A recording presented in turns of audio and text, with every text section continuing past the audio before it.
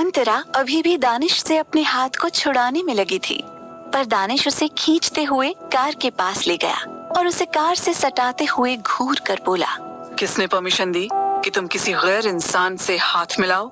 अंतरा को उसकी बात पर बहुत गुस्सा आया और वो गुस्से से बोली, आपसे क्या मतलब है? मैं चाहे जिसके साथ जो भी करूं, आप अपने आप से मतलब रखिए। मेरी जिंदगी में आपको ऐसे इंटरफेयर करने की कोई जरूरत नहीं है। उसकी बात सुनकर दानिश गुस्से से लाल हो गया और वो अंतरा की कमर पर अपने हाथ रखकर दांत पीसते हुए बोला, बहुत बोलने लगी हो तुम। तुम्हारी जुबान मेरे आगे कुछ ज्यादा ही तेज चलती है। कहीं ऐसा ना हो तुम्हारी इन्हीं सब हरकतों से मैं वो ना कर दूं जो मैं करना नहीं चाहता। ये बोलते हुए दानिश की नजरें अंतरा के पिंक लिप्स पर थी। अंतरा को दानिश के इतने करीब होना बहुत अनकंफर्टेबल फील करवा रहा था। वो दानिश की चेस्ट पर अपने हाथ रखकर उसे खुद से दूर करते हुए बोली, छोड़िए मुझसे प्लीज। मैंने ऐसा कुछ नहीं किया जिससे आपको कोई दिक्कत हो, जबकि मैंने तो शुरू से कुछ नहीं किया। फिर भी आप मुझे परेशान किए जा रहे हैं बिना वजह के। इस पर दानिश उसके चेहरे को गौर से देखकर बोला, इसकी वजह तुम हो सिली गर्ल। मेरा किया कोई काम कभी बेवजह नहीं होता, उसके पीछे जरूर कोई ना कोई वजह होती है। ये कहकर दानिश हल्के से स्माइल करते हुए उससे दूर हट गया। अंतरा दानिश की ऐसी बातें समझ नहीं पाई और वो ना समझी में उसे घूरने लगी। तभी दानिश की काली कार उसके सामने आकर रुकी। ड्राइवर ने कार का गेट ओपन किया। दानिश अंतरा को लेकर बैक सीट पर बैठ गया और वो कार हवा को चीरते हुए वहाँ से निकल गई। कुछ ही देर में उनकी कार पैलेस के बाहर आकर रुकी। इस बीच अंतरा चुप ही रही और फिर वो कार से बाहर निकलकर सीधे दानिश को इग्नोर करते हुए वहाँ से अंदर चली गई। वहीं दानिश ने उसके ऐसे इग्नोर करने पर एक तेज धम की आवाज से कार का गेट बंद किया। अंतरा जो अंदर ही जा रही थी, उसके कान तक वो आवाज गई, पर वो पीछे मुड़कर नहीं देखती और सीधे अंदर चली गई। दानिश भी फिर उसके पीछे अंदर आया। अंतरा अंदर आई तो उसे सामने ही बिपाशा जी दिखी, जिन्हें देखकर वो उनके पास गई और उन्हें साइड से हग कर लिया। बिपाशा जी के चेहरे पर मुस्कान आ गई और वो अंतरा के बालों को सहलाते हुए प्यार से बोली, क्या हुआ बेटा, आज कॉलेज का दिन अच्छा नहीं गया क्या? उनके इस सवाल पर अंतरा उनसे अलग होते हुए प्यार से बोली, नहीं, बहुत अच्छा गया माँ। अचानक से अंतरा चुप हो गई और उसके चेहरे पर एक झिझक आ गई। वहीं बिपाशा जी उसके मुंह से माँ सुनकर और उसके चेहरे की वो झिझक देखकर समझ गईं, जिस वजह से वो प्यार से बोली, अंतरा बेटा, तुम्हें झिझकने की कोई जरूरत नहीं है। भले ही तुम मेरी सास की वजह से इस घर में आई हो, पर तुम मुझे भी माँ कह सकती हो। मुझे ये सुनकर काफी अच्छा लगेगा। हालांकि अगर तुम मुझे आंटी कहना चाहती हो तो वो भी कह सकती हो। अंतरा इस पर अपना सर झुकाते हुए प्यार से बोली, मुझे लगा शायद मैंने गलत बोल दिया, पर आपकी बात सुनकर अब मैं आपको माँ ही कहूँगी। और शुक्रिया मुझे इतना मानने के लिए। अंतरा के चेहरे को प्यार से छूते हुए बिपाशा जी बोली, अब अगर तुमने परायों जैसा ये शुक्रिया कहा तो मैं तुमसे बहुत नाराज हो जाऊंगी। ये सुनकर अंतरा ने तुरंत ना में सिर हिला दिया और स्माइल करने लगी। जिसके बाद फिर बिपाशा जी ने उससे कहा, अच्छा ठीक है बेटा, अब तुम जाओ, फ्रेश हो जाओ, मैं तुम्हारे लिए खाना लगवाती हूँ। अंतरा भूखी थी, जिस वजह से उसने फिर हाँ में सिर हिलाया और अपने रूम में जाने लगी। पर तभी बिपाशा जी उसे रोकते हुए बोली, बेटा, दानिश नहीं आया क्या? अंतरा कुछ बोलती कि उससे पहले ही दानिश की भावहीन आवाज उनके कान में पड़ी, आया हूँ मॉम, और मैं अभी अपने रूम में जा रहा हूँ, तो मुझे कोई डिस्टर्ब ना करे। ये कहकर वो सीधे वहाँ से 3rd फ्लोर पर चला गया। बिपाशा जी ने उसे देखकर अपना सिर हिलाया और फिर डाइनिंग एरिया की तरफ बढ़ गईं। वहीं अंतरा दानिश के बारे में मन ही मन सोचते हुए बोली, कितने खड़ूस हैं, इनसे अच्छे तो ध्रुव जी हैं, कम से कम सबसे प्यार से बात तो करते हैं। अंतरा मन ही मन ये सब कहते हुए वहाँ से अपने रूम में चली गई। इसी तरह रात हो गई। डाइनिंग हॉल में रात के समय सभी अपनी अपनी डाइनिंग चेयर पर बैठे डिनर कर रहे थे। ध्रुव भी आकर अपनी जगह बैठ गया और दानिश भी अपनी जगह बैठा था। तभी वहाँ अंतरा आई और वो भी ध्रुव के बगल वाली जगह पर बैठने लगी। उसने दानिश को अभी तक इग्नोर किया था और वहीं दानिश अंतरा को ध्रुव के साइड में बैठता देख पूरी तरह चिढ़ गया। उसकी पकड़ स्पून पर कस गई। अंतरा सुबह की वार्निंग शायद भूल चुकी थी, क्योंकि आज वो थक गई थी, जिस वजह से उसे कुछ ध्यान नहीं रहा कि दानिश अभी उसे कैसे गुस्से से घूर रहा था, जैसे वो उसे कच्चा निकल जाएगा। अंतरा अपनी चेयर पर आकर बैठ गई तो ध्रुव उससे स्माइल करते हुए बोला, कैसा गया आज का दिन? सब अच्छा था? वहाँ तुम्हें कॉलेज कैसा लगा? शिशिर जी भी उसकी बात पर बोले, हाँ बेटा, तुम्हें कोई दिक्कत तो नहीं हुई? उन सबको खुद की ऐसे परवाह करते देख अंतरा को बहुत अच्छा लगा और उसने सभी से प्यार से कहा, सब अच्छा था और मुझे कॉलेज भी अच्छा लगा। उसकी बात पर सभी मुस्कुरा दिए। फिर अंतरा अपना डिनर करने लगी। दानिश बस अपने डिनर को बुरी तरह चबाते हुए निकल रहा था। अंतरा आज भी उससे काफी दूर बैठी थी, जो उससे बर्दाश्त नहीं हो रहा था। वहीं अंतरा को ज्यादा भूख लगी थी, जिस वजह से वो जल्दी जल्दी खाना खा रही थी। ध्रुव उसे जल्दी जल्दी खाते हुए देखकर स्माइल करने लगा कि तभी अंतरा के होंठ के किनारे चावल का एक दाना लग गया। ध्रुव ने नॉर्मली उसे इशारे से अपने मुंह को क्लीन करने को कहा, पर अंतरा को उसका इशारा समझ नहीं आया, जिस वजह से उसने ना समझी में अपना सिर हिलाया। तो ध्रुव ने फिर उसके होंठ की तरफ इशारा किया। अंतरा तब भी नहीं समझ पाई। फिर ध्रुव ने खुद ही नॉर्मल तरीके से उसके होंठों से उस चावल के दाने को टिश्यू से साफ कर दिया। ध्रुव के ऐसा करने से अंतरा समझी कि ध्रुव उसे मुंह साफ करने के लिए कह रहा था। अंतरा फिर उसे एक स्माइल करते हुए धीरे से थैंक यू बोली, तो ध्रुव स्माइल करते हुए डिनर करने लगा। वो दोनों इस बात से अनजान थे कि कोई था जिसके हाथों में पकड़ी वो मजबूत स्पून अब पूरी टेढ़ी हो चुकी थी, जो कोई और नहीं दानिश था, जिससे ये सब सहन नहीं हो रहा था। एक तो अंतरा का खुद ध्रुव के पास बैठना और दूसरा अब उसका उसे टच करना। उसकी आंखें गुस्से से भर गईं। दानिश खुद को और कंट्रोल नहीं कर पाया, जिस वजह से वो अपने डिनर को ऐसे ही छोड़कर बिना कुछ कहे उठकर अपने रूम में चला गया। वहीं सभी उसे जाते देखकर हैरान थे। तभी देविका जी सभी से बोली, आप सब अपना डिनर करिए, दानिश से हम बात करेंगे। ये सुनकर शिशिर जी बोले, माँ, आप ही ने उसे इतना बिगाड़ दिया है, हमें तो आप बात करने का मौका ही नहीं देती। कुछ भी होता है आप उसे पहले बचा लेती हैं। ये सुनकर देविका जी ने उन्हें घूर कर देखा तो शिशिर जी मुंह बनाते हुए चुप हो गए। वहीं अंतरा को भी कुछ समझ नहीं आया, पर फिर वो उस पर ज्यादा ध्यान नहीं देती और कुछ ही देर में डिनर करके सभी अपने अपने कमरे में चले गए। अंतरा भी अपने कमरे में जा रही थी, पर उसे याद आया कि उसको अभी देविका जी से दानिश के बारे में बात करनी थी, जिस वजह से वो रूम में जाने के बजाय देविका जी के कमरे की तरफ बढ़ गई। अभी वो भी उस तरफ बढ़ ही रही थी कि कोई उसके मुंह पर हाथ रखकर उसे खींचते हुए ऊपर टेरेस की तरफ ले गया। इस बीच अंतरा अपने आप को छुड़ाने की पूरी कोशिश कर रही थी, पर शायद उस इंसान की ताकत उसके आगे ज्यादा थी। वो इंसान दानिश था। वो अंतरा को खींचते हुए टेरेस पर ले आया और उसे दीवार से सटाकर खड़ा कर दिया। अंतरा शॉक्ड थी दानिश के ऐसा करने से। वहीं दानिश की आंखों में गुस्सा साफ दिख रहा था। अंतरा को दानिश के करीब आने से सिगरेट की स्मेल आ रही थी। अंतरा फिर उसे दूर करते हुए बोली, ये क्या बदतमीजी है, आप क्यों हर बार मुझे परेशान करने चले आते हैं? दानिश उसकी बातों को इग्नोर कर उसके होंठों को घूरने लगा। अंतरा को बहुत अनकंफर्टेबल फील हुआ। अंतरा उसे अभी भी दूर कर रही थी, पर दानिश ने अपनी पकड़ उसके हाथ पर बनाई। अंतरा का शरीर कांपने लगा। दानिश के टच से उसे कुछ अजीब सा फील हुआ, जो उसे आज तक नहीं हुआ था। अक्सर दानिश के छूने से वो सिहर उठती थी। उसे खुद समझ नहीं आ रहा था कि वो दानिश के टच से ऐसे सिहर क्यों जाती है। वो अपने सिर को ऊपर करके दानिश की आंखों में देखते हुए कांपती आवाज में बोली, देखिए, प्लीज जाने दीजिए, मैं आपके बारे में दादी को बताने जा रही थी।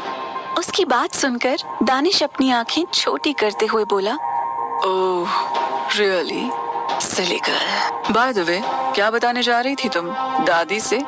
Tell me also. दानिश के ऐसे कॉन्फिडेंस को देखकर अंतरा बोली, मैं यही बताने जा रही थी कि आपने कल से मुझे परेशान करके रख दिया है। जब से मैं इस घर में आई हूँ, तब से आप मुझे तंग ही कर रहे हैं। मैं उनसे आपकी शिकायत करने जा रही थी। इसलिए जाने दीजिए मुझे। ये कहकर अंतरा जैसे ही जाने को हुई, दानिश ने अपने दोनों हाथों को दीवार पर रखते हुए उसका रास्ता ब्लॉक कर दिया। अंतरा चिढ़ते हुए दानिश को घूरने लगी। दानिश उसे गौर से देखकर टेढ़ा मुस्कुराते हुए बोला, अच्छा, तो तुम क्या बताओगी उनसे कि मैंने कल रात तुम्हें कैसे किस किया? या ये बताओगी कि कैसे मैंने आज तुम्हें अपनी गर्लफ्रेंड बताया? बोलो सिली गर्ल। अंतरा ये सुनकर स्पीचलेस हो गई। दानिश कितना शातिर इंसान था, उसे अभी महसूस हुआ। वो गुस्से से दानिश को घूरने लगी। तभी दानिश उसके चेहरे पर अपनी एक उंगली फेरते हुए धीरे से बोला, तुमसे मैंने कुछ कहा था सुबह, क्या तुम उसे भूल गई? उसकी बातों को सुनकर अंतरा कंफ्यूजन में सुबह की दानिश की बातें सोचने लगी। तो उसे एकदम से याद आया कि दानिश ने कैसे उसे धमकी दी थी, जिसे सोचकर ही अंतरा को बहुत गुस्सा आया और उसने खुद को छुड़ाते हुए कहा, याद है मुझे सब, पर मैं क्यों सुनूं आपकी बात? आप हो कौन जिसकी बात मैं मानूं? आप जबरदस्ती मुझ पर अपनी मर्जी नहीं चला सकते दानिश। उसकी ये बात सुनकर दानिश अपने दांत भींचते हुए बोला, तुम्हें मेरी बात सुननी होगी सिली गर्ल, और मेरी बातें माननी भी पड़ेंगी, समझी तुम? ये बोलते बोलते उसकी नजर फिर अंतरा के पिंक लिप्स पर गई, जिसे कुछ देर पहले ध्रुव ने टच करते हुए साफ किया था। दानिश का लहजा सर्द हो गया। तभी दोबारा से अंतरा उसे खुद से दूर धक्का देते हुए बोली, आप एक सन की इंसान हो जिसे कुछ समझ नहीं आता कि वो क्या कर रहा है और क्या कह रहा है। आपके अंदर पागलपन भरा है दानिश। उसकी ये बात सुनकर दानिश के चेहरे पर टेढ़ी स्माइल आ गई और वो अंतरा को अपने करीब करके धीरे से बोला, मेरी सनक की वजह तुम हो, मेरे पागलपन की वजह तुम हो सिली गर्ल।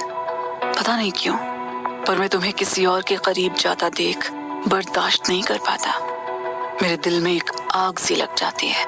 ये कहकर उसने धीरे से अपने लिप्स से अंतरा के लिप्स को टच किया। अंतरा दानिश के ऐसा करने पर सिहर उठी और वो खुद को दानिश की बाहों में कमजोर महसूस करने लगी। दानिश की ऐसी बातें उसके भी दिल में हलचल मचा रही थी। वो अभी भी उसी तरह उसकी बाहों में खड़ी थी कि तभी टेरेस पर किसी के आने की आहट हुई, जिसे सुनकर अंतरा बेहद डर गई और वो खुद को दानिश से छुड़ाने लगी। अंतरा घबराई हुई थी क्योंकि कदमों की आवाज अब तेज हो गई थी। वहीं दानिश उसे छोड़ ही नहीं रहा था। अंतरा उसे धक्का देकर खुद को छुड़ाने लगी, जिससे दानिश ने उसे और कसकर पकड़ लिया, जैसे उसे किसी के आने जाने से कोई फर्क ही नहीं पड़ रहा हो। दानिश उसे स्ट्रगल करते देख हल्के से मुस्कुराते हुए बोला, तुम्हारे स्ट्रगल करने का कोई फायदा नहीं है सिली गर्ल। उसकी इस बात पर अंतरा उसे घूरते हुए धीरे से बोली, चुप रहिए, कोई छत पर आया है और अगर हमें ऐसे देख लिया तो गड़बड़ हो जाएगी। उसकी बातों में परेशानी साफ दिख रही थी, पर दानिश को उसके ऐसे डरने से कोई फर्क नहीं पड़ा और वो एक शैतानी मुस्कुराहट के साथ बोला, अगर तुम चाहती हो कि कोई हमें ना देखे और किसी को ना पता चले कि हम यहाँ हैं, तो जैसे मैं कह रहा हूँ चुपचाप वैसा करो। अंतरा उसकी बात पर ना समझी में धीरे से बोली, मतलब क्या है आपका, क्या करना होगा मुझे? उसकी बात पर दानिश उसके होठों को देखते हुए बोला, ये जो तुम्हारा मुंह है ना, वो बहुत चलता है, तो इसे ही बंद करना होगा मुझे, जिससे कि किसी को शक ना हो। दानिश की बात पर अंतरा उसे घूरने लगी और बोली, मैं वो खुद भी बंद कर सकती हूँ, आपको कुछ भी करने की जरूरत नहीं है। ये कहकर वो अपने दोनों हाथों से अपने मुंह को बंद करने लगी, पर दानिश ने उसके दोनों हाथों को पकड़कर दीवार से लगा दिया और उसके होठों के करीब जाते हुए धीरे से बोला, तुम्हें पता है, जब से मैंने तुम्हारे होठों को छुआ है ना, तब से मैं इन्हें रोज छूना चाहता हूँ। इसलिए तुम एक अच्छी लड़की बनो और मेरी सारी बातें मानो। अंतरा दानिश की बात सुनकर उसे गुस्से से देखने लगी। उसे समझ नहीं आ रहा था कि वो क्या करे इस पागल इंसान का।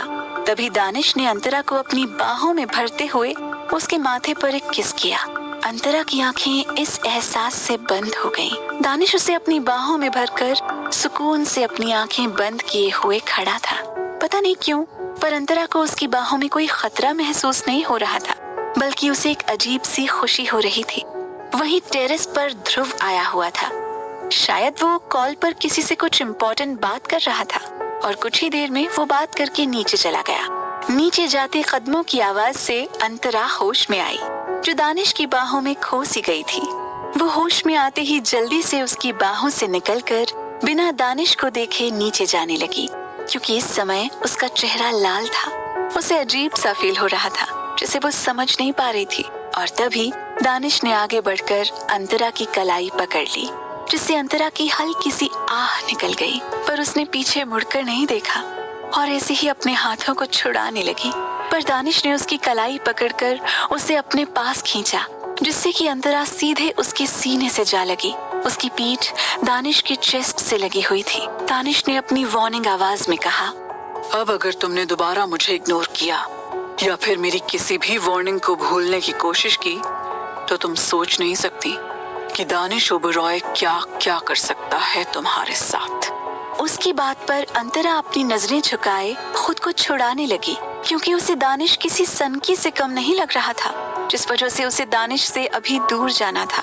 वहीं दानिश पीछे से अंतरा के बालों पर किस करते हुए बोला, जितना तुम मुझे अंडर एस्टिमेट करती हो उतना आज तक किसी ने नहीं किया, और मैं किसी की ऐसी हरकत बर्दाश्त भी नहीं करता।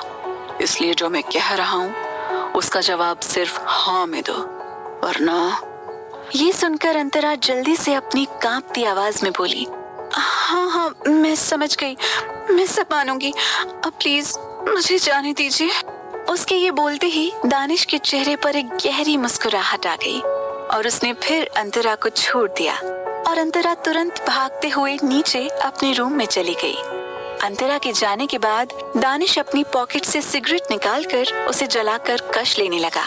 उसके चेहरे पर अजीब तरह के भाव थे, जिसे कोई भी नहीं समझ सकता था। वो एकटक चांद को देखते हुए सिगरेट की कश भर रहा था। चांद की रोशनी में दानिश की परछाई काफी डरावनी लग रही थी। दानिश एकटक चांद को देखते हुए जुनून भरी आवाज में बोला, चांद का चेहरा तुम्हारे जैसा हो या तुम चांद की जैसी हो, जो भी हो सिली गर्ल, अब से तुम सिर्फ मेरी हो।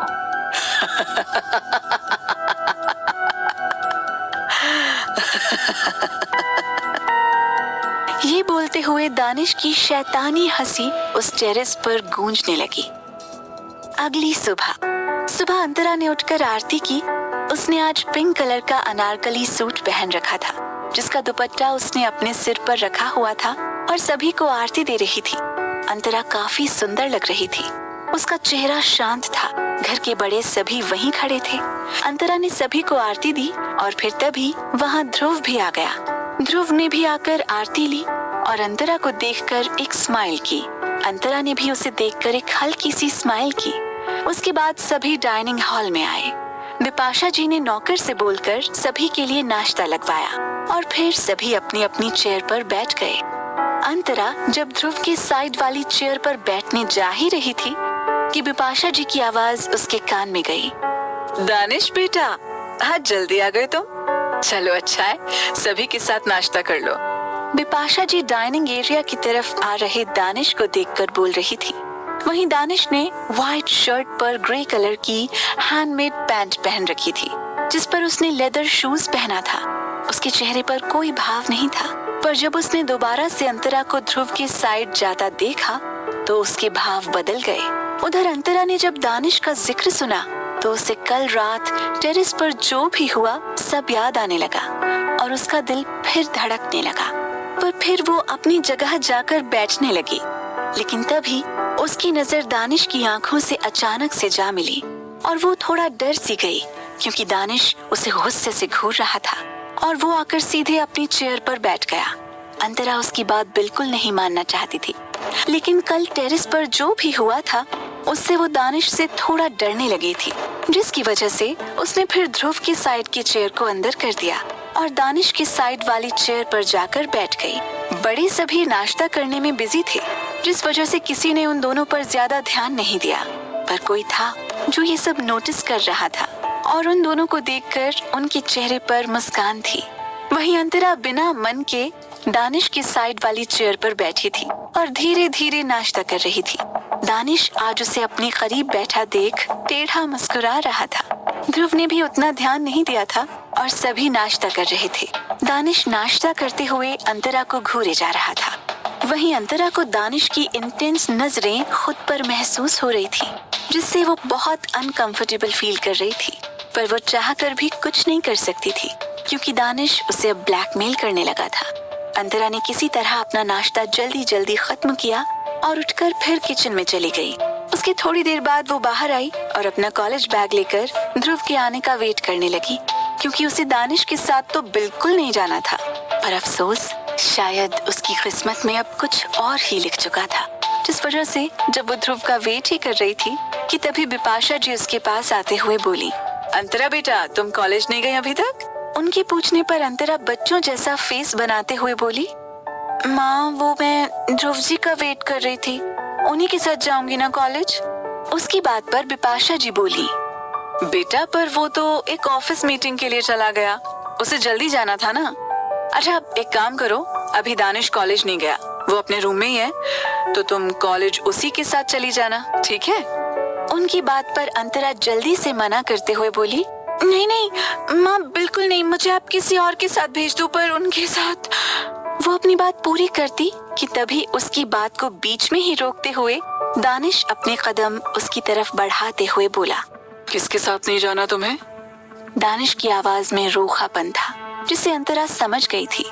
वहीं दानिश की बात सुनकर बिपाशा जी मुस्कुराते हुए बोली, अरे अच्छा हुआ बेटा तुम आ गए, तुम कॉलेज ही जा रहे हो तो अंतरा को भी ले जाओ। बाकी इसके कार का लाइसेंस बनने ही वाला है, तो फिर ये खुद से ही कहीं भी जा सकती है।